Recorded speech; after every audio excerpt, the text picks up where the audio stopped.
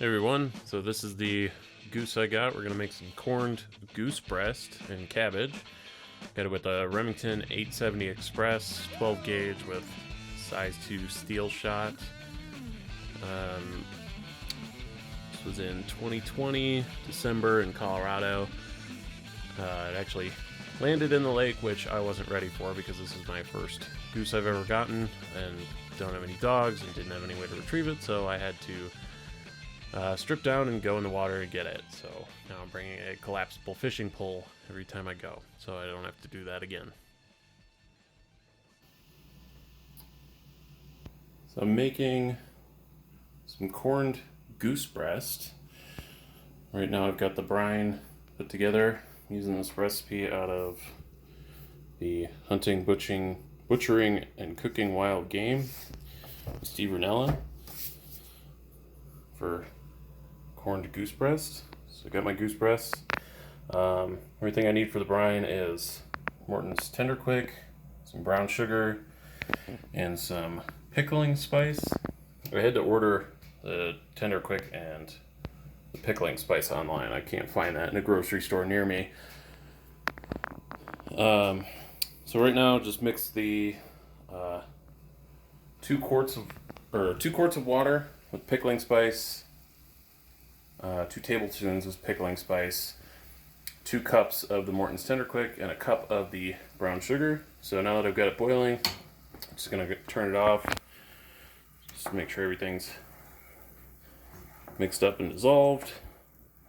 Going to let it cool down, and then I'll put it in a bag with the goose breast and let it brine for, it says 4 to 7 days. We'll see how long I actually let it go. Okay, now that it's cooled down, I'm gonna pour the brine. I'm gonna get that goose breast in a bag. I'll just leave them in the fridge for, so it's 4 to 7 days. We'll see when I get around to actually making it next week. I'm gonna try and get all of the actual pickling spice in there too, just to hopefully give that some more flavor in there. And we'll see how it turns out. Okay, you got it ready for the fridge. It's enough to fully cover it and some extra. I'll probably turn it, every day or every time I'm in the fridge, just to kind of mix it up a little bit, make sure everything's really getting covered. And we'll cook it in 4 to 7 days. So it's been 5 days and I've got it brining, so I'm just gonna go ahead and make it now. You can smell the brown sugar through the bag still. Actually, it smells pretty good. Hope it turns out pretty good. Made a few changes. Couldn't find pearl onions, and instead of potatoes I'm going to be using radishes. But still got the baby carrots, garlic, and cabbage, kind of the main things that still have a corned beef and cabbage, or corned goose breast and cabbage. So I'm going to remove the meat from the brine, put it in my Dutch oven, which is Darth Vader, some huge Star Wars nerd.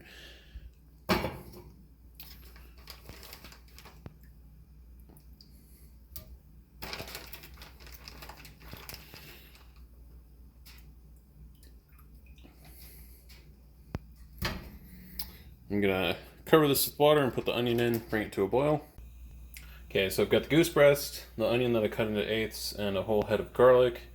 Just cut up into large chunks. I said cut the whole head up into just a half horizontally, but I peeled it and cut it in a little bit smaller chunks. Just waiting for this to boil, and it says to skim off any scum on the top. Alright, so I got a full boil. Don't really see any scum. I assume that would be from any fat, if you left like the skin on the duck breast or left any fat on, but I trimmed them up pretty good beforehand. So I'm just gonna add everything or stick it in the oven. Now I preheated the oven to 325. I'm gonna let it cook for, it says 3 to 5 hours, but we'll see. Probably check it every hour to see how done it is, and we'll add the rest of the veggies.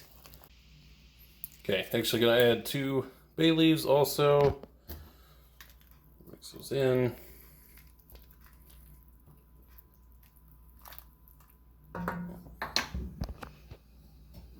Cover it. And put it in the oven. I need 2 hands for this, so I'm gonna put the camera down.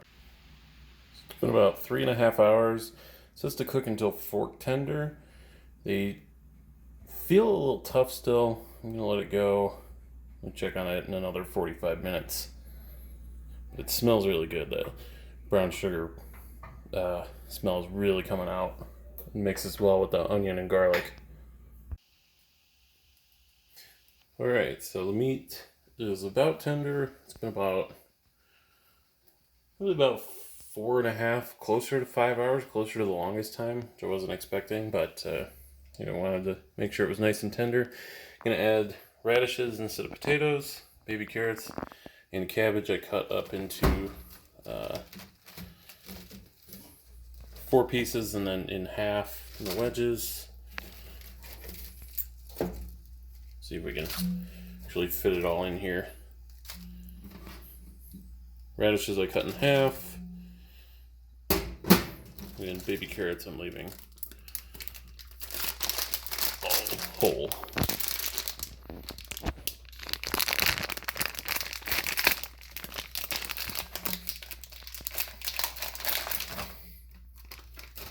Alright, let's see if we can fit the rest of this cabbage in.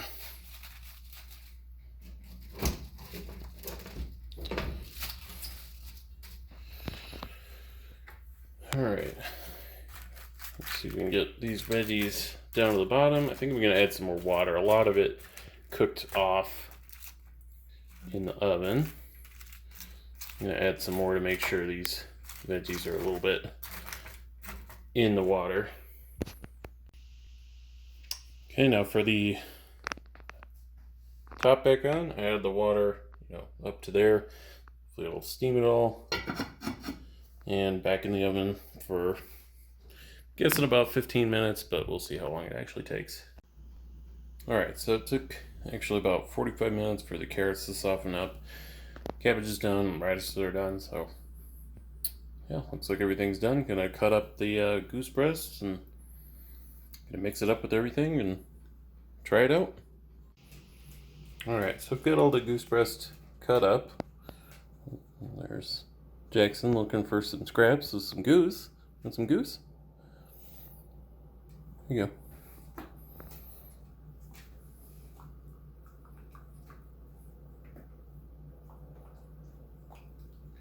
Well, he seems to like it. Is that good? I'm gonna try it now.